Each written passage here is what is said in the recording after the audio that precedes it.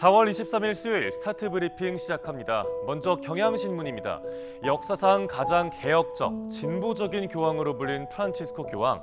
그런 교황이 세상을 떠나면서 가톨릭 교회가 영화 콘클라베의 현실판이 됐다는 점을 다뤘습니다. 영화 콘클라베 보셨나요? 전임 교황의 개혁적 행보를 따르는 진보파와 전통적 가치를 내세우는 보수파 간의 기싸움이 나옵니다. 실제 가톨릭 교회 내부도 상황이 비슷했는데요. 성소수자 등 소외된 자들의 편에 선 프란치스코 교황과 교황의 행보에 반대하는 교회 보수파의 갈등이 있었습니다. 이런 가운데 다시 보수 성향의 교황으로 추기경들의 표심이 몰릴 수 있다는 관측이 있습니다. 더군다나 이번 콘클라베에는 유력한 후보가 사실상 없다는 분석도 나오는데요. 워싱턴 포스트는 이번 콘클라베가 역사상 최대 규모이자 가장 예측 불가능한 회의가 될 거라 전망했습니다. 파롤린 국무원장과 타글레 추기경, 여기에 우리나라의 유흥식 추기경까지 여러 후보가 물망에 오르고 있는데요. 콘클라베는 이르면 다음 달 초에 시작될 예정입니다.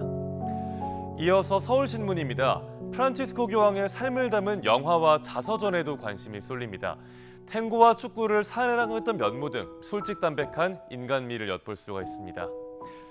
교황의 삶은 자서전을 통해 자세히 접할 수 있습니다. 나의 인생과 희망 두 권이 출간돼 있는데요.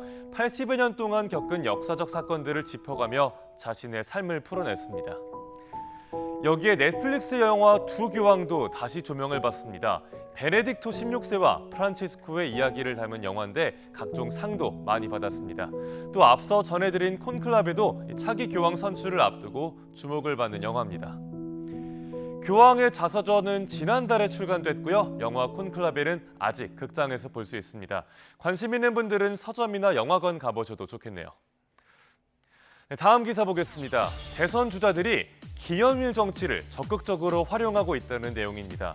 지구의 날, 과학의 날 등을 이용해서 공약과 메시지를 전달하는 겁니다. 기념일 정치는 어떤 방식으로 활용이 될까요?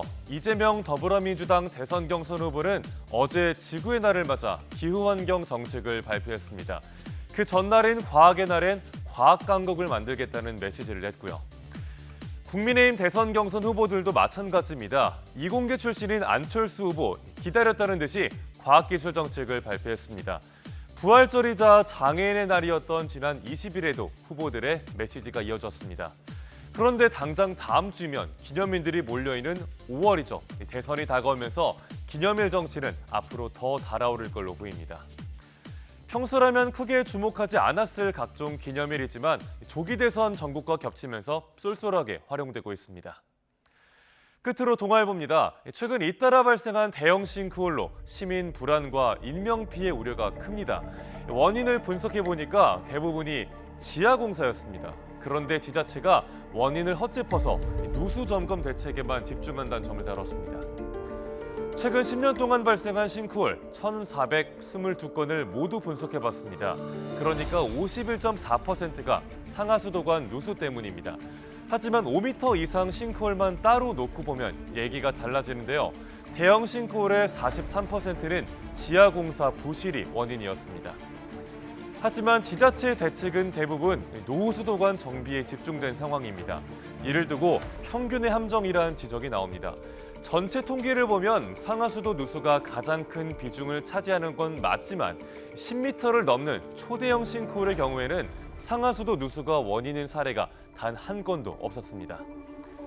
전문가들은 인명피해로 이어질 대형 싱크홀 중심으로 대책을 다시 짜야 한다고 지적합니다.